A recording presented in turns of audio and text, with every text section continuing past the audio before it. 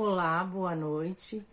Hoje, dia 8 de fevereiro de 2021, o programa Remanescentes, os últimos remanescentes, com o tema As Três Grandes Batalhas.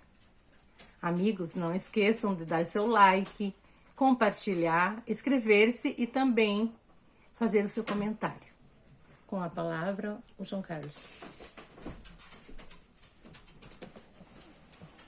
Saudamos os nossos amados e também agradecemos pela sintonia de vocês, desejando que o nosso Pai Celestial os abençoe em abundância.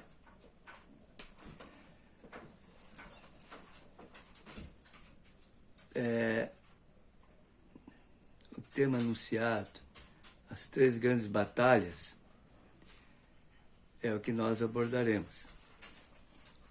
A primeira grande batalha bíblica, são várias, mas essas três se destacam. A primeira ocorreu lá no céu. Está lá no livro de Apocalipse, capítulo 12, verso 7. Diz assim: E houve batalha nos céus.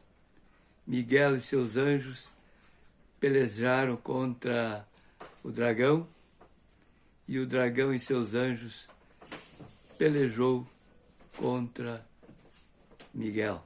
Miguel no original é Cristo, quer dizer Cristo. E diz também que não achou-se mais lugar para eles e foram expulsos para a terra. Então, em resumo, essa é a grande batalha, a primeira grande batalha. E a segunda grande batalha após essa, após Lúcifer ficar aqui, a Bíblia diz que ele foi lançado na face do abismo, em outras passagens. Abismo significa algo assim sem nada. A terra não tinha nada, não existia mundo aqui ainda. Apenas a terra coberta de águas, não existia nem terra seca aqui. E eles foram lançados para cá. A segunda grande batalha, ela envolve a tentação de Jesus. No início do seu ministério, após o batismo de Jesus por João Batista, está lá em Mateus 4, também está registrado nos outros dois evangelhos de Marcos e Lucas. Mas nós vamos escolher Mateus 4. Lá diz que, após o batismo, o Espírito de Deus conduziu Jesus até o deserto. E lá ele ficou 40 dias e 40 noites e ele não comeu nada. Por que ele fez esse jejum? Porque ele teria que vencer justamente aonde os nossos pais, os primeiros pais, Adão e Eva, foram derrotados pelo apetite em relação ao fruto da árvore proibida, que não era maçã. Não sabemos que fruto era, sabemos que maçã não era, conforme a tradição fala. E então, eles caíram pelo apetite e Cristo teria que iniciar o ministério dele oficialmente, justamente vencendo o apetite, ou seja, fechando a boca, por assim dizer. E mais, por que 40 dias 40 noites. Porque nossos antepassados, eles, quando saíram lá do Egito, conduzidos por Moisés, você se lembra? No Êxodo, né? Eles vaguearam 40 anos no deserto. E geralmente onde eles fracassavam era pelo apetite. Tem várias situações ali que o apetite levou eles a fracassarem. Então, cada dia representando um ano, foi o tempo que eles vaguearam. Uma viagem que levaria normalmente 3 meses, levou 40 anos. Eles ficaram rodeando até chegar na Canaã prometida, que Deus havia prometido levá-los para lá, a terra que manava leite e mel. Então, viagem de 3 meses levaram 40 anos. E mais, todos aqueles que saíram do Egito com Moisés, nenhum deles entrou na Canaã, com exceção de 2, Josué e Caleb. E a descendência dele, os filhos, os netos, entraram, mas eles não. Inclusive nem Moisés entrou, imagina. Nem Moisés entrou, porque Moisés, bem no finzinho lá, ele cometeu um deslize. Lá, o bater na rocha lá para tirar água, que o povo estava sedento, no deserto não tem água. O Moisés falou a palavra porventura, quer dizer, pôs em dúvida a fé no Todo-Poderoso, e por causa desse deslize, Moisés até ali era considerado um tipo de Cristo, aí então ele não entrou também na Terra Prometida. Mas, como sempre, o nosso Pai Celestial é muito bom, deu algo muito melhor para ele, porque ele morreu e logo em seguida ele foi ressuscitado e foi levado para as mansões eternas. Foi levado em corpo, não em espírito. Foi levado integral. Muito bem, amados. Então, Jesus, imagine 40 dias sem comer. Eu fico a imaginar, ele ficou só os ossos.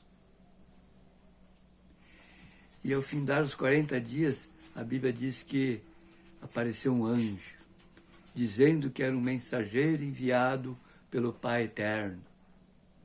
E dizendo também que já havia acabado os 40 dias, já havia terminado a peregrinação de fome. E que o Pai não queria mais que Jesus passasse aqueles horrores da fome. E aí falou assim, se tu és o Filho de Deus, transforma essas pedras em pães, as pedras lá no meio da areia, em formato de pães. E Jesus, naquela fome terrível, ele deve ter olhado para aquelas pedras e sentido um desejo muito grande. Jesus, pessoalmente, ele mesmo não teria poder para fazer os milagres. Por quê? Embora ele fosse o Todo-Poderoso, mas, como nós já falamos ontem, ele se esvaziou do poder dele e veio igual a nós. A Bíblia fala lá em Filipenses 2,7 que ele se esvaziou de todo o poder que ele tinha. Ele veio 100% humano. Mas ele poderia invocar a presença dos anjos ali para que os anjos procedessem o milagre. E mais, ele podia também retomar a divindade dele a qualquer momento, e aí sim, ele teria poder para transformar as pedras em pães. Mas não, ele não o fez. E aí, até ali, Jesus estava imaginando que era um anjo do céu. Segundo os estudiosos da Bíblia, eles concluem que o inimigo usou essa estratégia. A Bíblia não revela detalhes, mas a conclusão é óbvia. Ele não ia chegar logo dizendo, eu sou o Lúcifer, aquele anjo lá do céu que você expulsou. Claro que ele não ia falar isso aí. Ele não é trouxa, o inimigo. Então, amados, aí, quando ele falou C, esse C aí, português, né? C, aí Jesus percebeu, Ele está duvidando que eu sou o Cristo, mas ele me conhece, ele sabe que eu sou o Filho de Deus. Aí Jesus, como diz o outro, começou a ficar esperto. Opa! Então, amados, e mais o pedido de Lúcifer para que Jesus fizesse um milagre, então aí caiu a ficha para Jesus. Jesus viu que era o grande inimigo. Descoberto, aí Lúcifer apresentou a segunda tentação. Qual que foi? Levou Jesus lá para o alto do monte. Ah, mas antes, perdão, eu esqueci um detalhe. Como eu não estou lendo aqui alguma coisinha, às vezes eu esqueço. Antes, porém, Jesus citou a passagem da Bíblia. Nem só de pão viverá o homem, mas de toda a palavra que sai da boca de Deus. Jesus citou um livro lá do Velho Testamento, Deuteronômio, um dos 5 primeiros livros da Bíblia, Pentateuco, chamado Pentateuco, em teologia.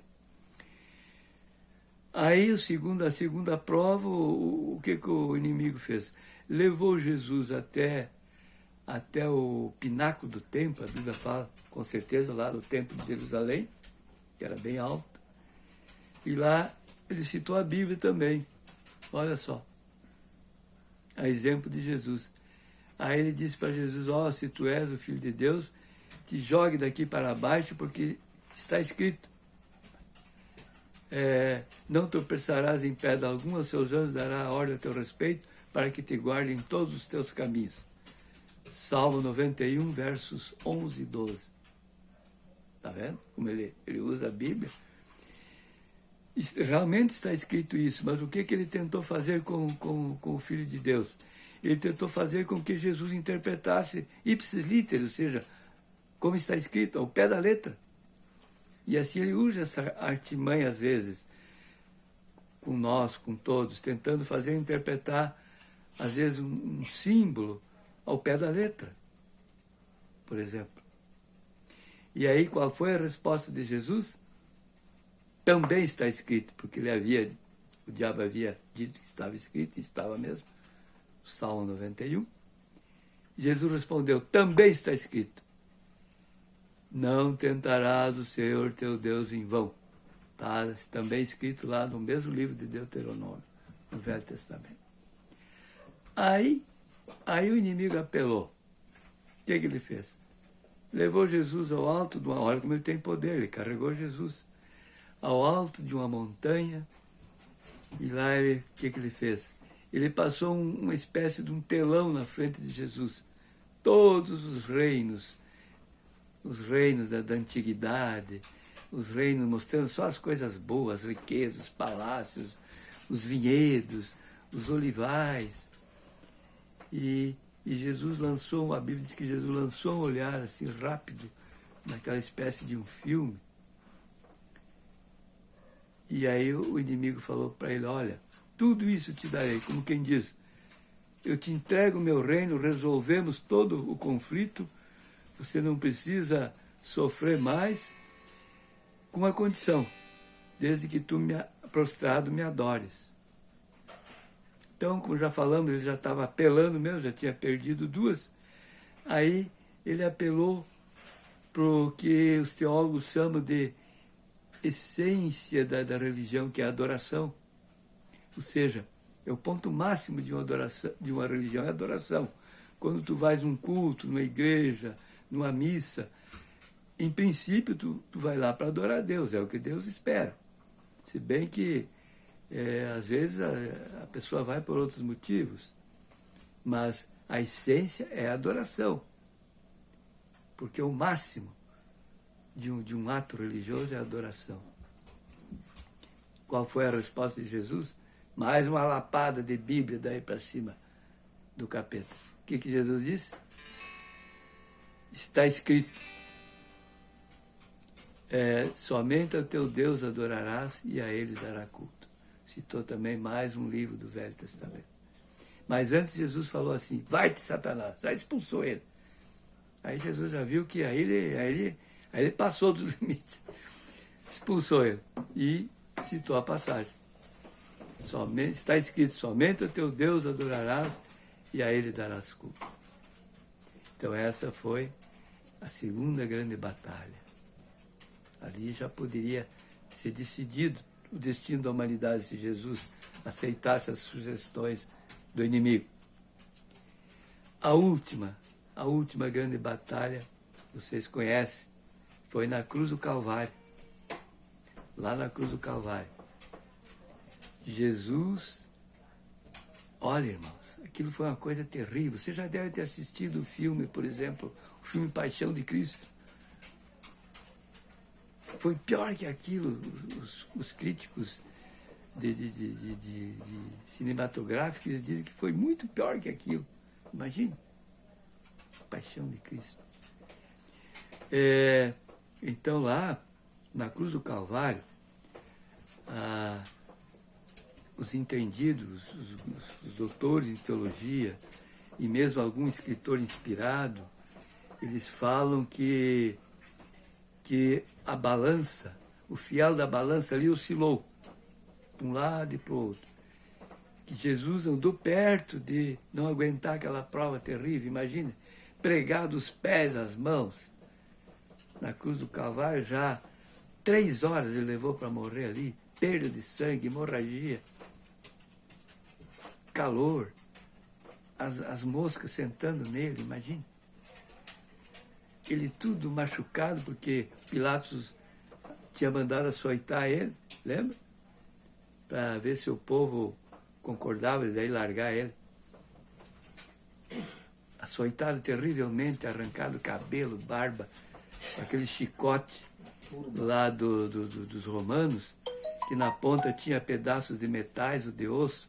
Aí quando o carrasco jogava o chicote, ele puxava de volta e aqueles pedaços, aqueles estiletes vinha rasgando tudo, barba, cabelo, rosto. Coisa terrível, irmão, nunca vista. Ele tudo machucado e mais os pregos nas mãos e nos pés.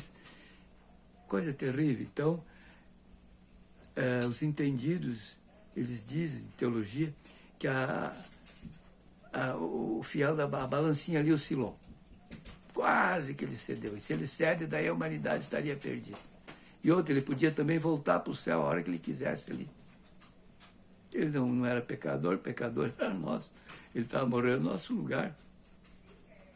Então essa, amados, foi as 3 grandes batalhas. E aqui nós finalizamos agradecendo a sua honrosa sintonia, desejando que o Criador vos abençoe em abundância. Boa noite. Amém.